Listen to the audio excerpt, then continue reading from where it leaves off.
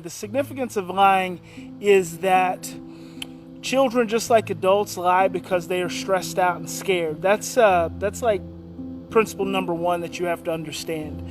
The only time we lie, whether we're a child or whether we are an adult, it does not matter, is when we're experiencing some level of stress.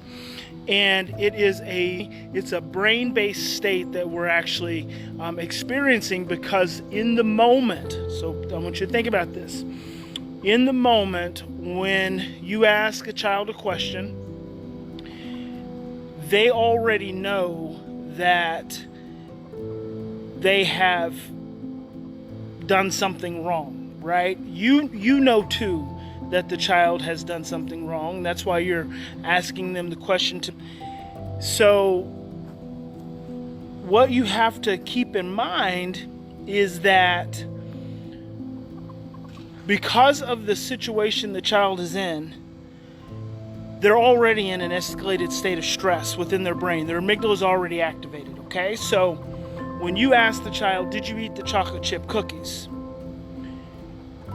They already know they've done something they probably weren't supposed to, whether it's an energy state that we experience from the other person, which is probably the case, because you're probably a little escalated because you were looking forward to having that chocolate chip cookie all day long. You know, you were at work, you were stressed, and we know that stress spelled backwards equals desserts.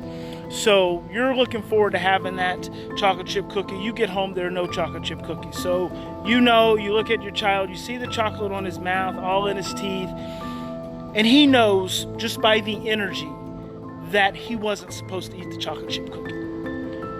You're agitated, right? Your amygdala is agitated. You feel a little stressed because your chocolate chip cookie is gone. So you say to him, Benji, did you eat the chocolate chip cookie? Both you and Benji already know who has eaten the chocolate chip cookie. Both of you are stressed in this moment. So when you ask Benji, did you eat the chocolate chip cookie? Cortisol surges through his brain. The moment cortisol surges through his brain, and think about it, meditate on it, the moment the brain hits a heightened level of stress, our thinking becomes confused and distorted, and our short-term memory is suppressed. So the moment you become stressed, your thinking becomes confused and distorted, you're no longer thinking clearly, and your short-term memory is suppressed. You can't even remember what was just happening 5 minutes ago, 2 minutes ago, 30 seconds ago, 15 seconds ago. So in the state of distortion and in the state of confusion, in that moment of confusion, the brainstem, which holds all of our most core memories, in addition to our trauma memories, our most stressful memories are stored at the level of the brainstem. So the moment the amygdala turns on and starts to release that surge of cortisol, it actually activates those memories in the brainstem, which then bring those memories to life. When you're parenting a child with a trauma history, whether biological child, adopted child, foster child, doesn't matter.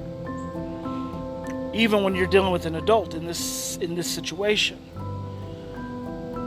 I really like this concrete thought, and it'll help you. The worst thing that ever happened to that individual in that moment is threatening to happen again. So in my lectures, I used to have the audience stand up, and I would have them all stand up in a room, face a certain direction. I'd have the person behind them put their hand into like a little gun and hold it to the back, literally touch the back of the head of the other person. And it's so interesting because everyone would be really nervous, right? It's a fake gun, right? But just touching it to the back of someone's head, that experience alone is enough to raise anxiety. So that is the analogy I like to use when we think about lying. When you ask that child, did you eat the chocolate chip cookie? It is as if he has a gun to the back of his head. He is terrified. He fears for his life. His thinking is confused and distorted. His short-term memory that says you've never hurt him, you've always provided for him, you've always provided security, you've always tucked him in at night, always provided him food, says you are a threat right now and you are a threat to my life. You are potentially going to kill me. So when you ask that child, did you eat, Benji, did you eat that chocolate chip cookie? And Benji looks at you with chocolate all over his mouth. And he says, no, mommy, no, daddy, I didn't eat the chocolate chip cookie. You can't see it in his face. Sometimes you can if you look closely enough. If you know what you're really looking for, you can see it. But internally, his brain is in a state of survival. He is in a life or death moment. So he can do nothing more in that state than try to survive. I'm going to say that again. In that moment, he can do nothing more than try to survive. He must lie to you. There is no other option. The first thing you need to do is stop and take a deep breath. You should theoretically try to stop and take a deep breath before you even ask him, right? Because you know what he's going to tell you. Stop and take a deep breath and calm your own amygdala, because your amygdala is going to send him a vibration, which is either going to jack his brain up or it's going to calm his brain down. Choose love. Choose love. Choose love. Choose love.